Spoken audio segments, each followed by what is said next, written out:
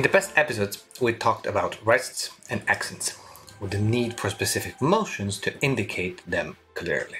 Now, this concept extends to syncopations as well, which the Grove's Dictionary of Music and Musicians defines as an alteration of the normal time accents of the bar brought about by the setting up of contrary accents.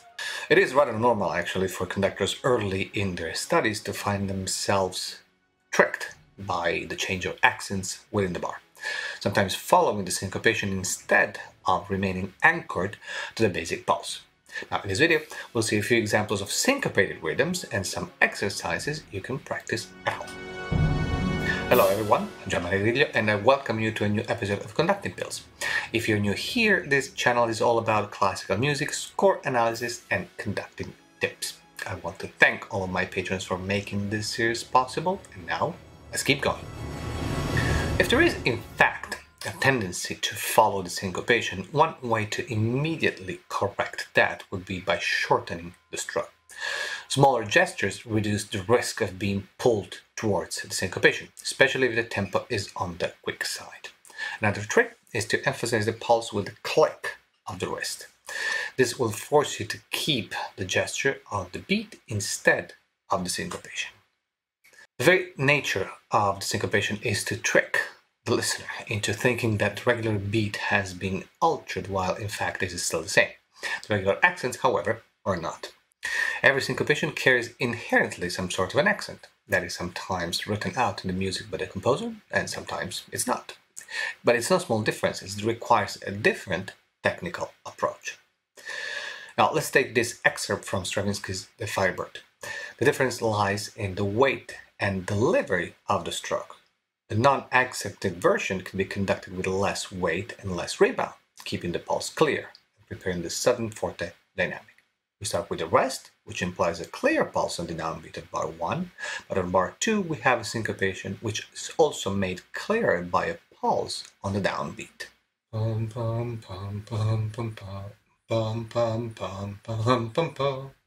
The version with accents is the same in terms of the concept concerning the rests. However, the accents on each note call for heavier gestures and a very short rebound, if any at all.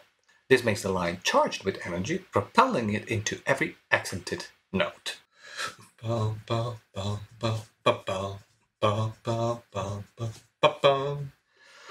Let's take another example, an excerpt from Brahms Symphony No. 2. In this case, you can use a combination of what we've seen in Stravinsky. The first gestures requires a highly charged motion, like in the second Stravinsky's example. However, it also requires it to be longer because of the duration of the note. The second note, on the other hand, is short and without an accent. The final result combines a forward gesture ignited by a clear click of the wrist, P, P, followed by a return gesture, as in the arm returning towards your body, with a non-accented stroke.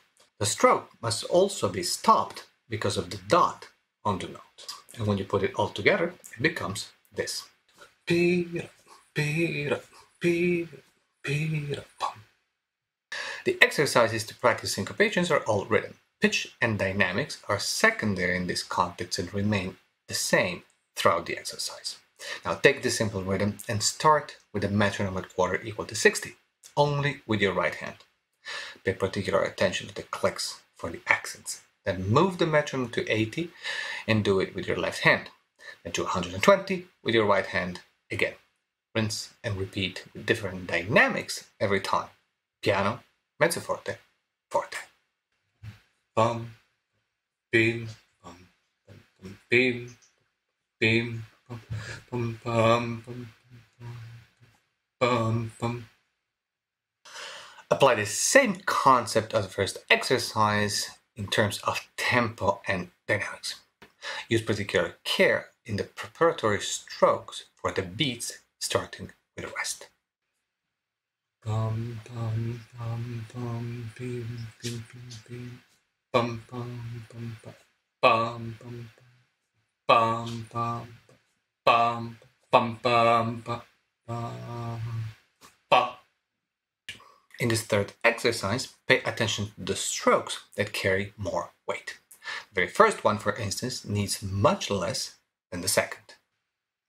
1, bum, bum, bum, bee, bum, bum, bum, bum, bum, bee, bum, bum, bum, bee, bum, bum, bum, bum. Thank you for watching. Don't forget to subscribe to my YouTube channel by clicking on the subscribe button right below this video and ring the bell so that you will get notified every time a new video comes out. For more in-depth analysis, conducting technique and conducting exercises, look on my website where you can find more than 100 videos and follow my Facebook group. And if you want to support this series, you're always welcome to do so on Patreon. All the links are in the description.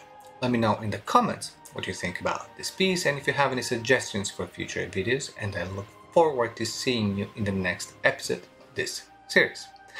In the meanwhile, please continue to enjoy music and be well.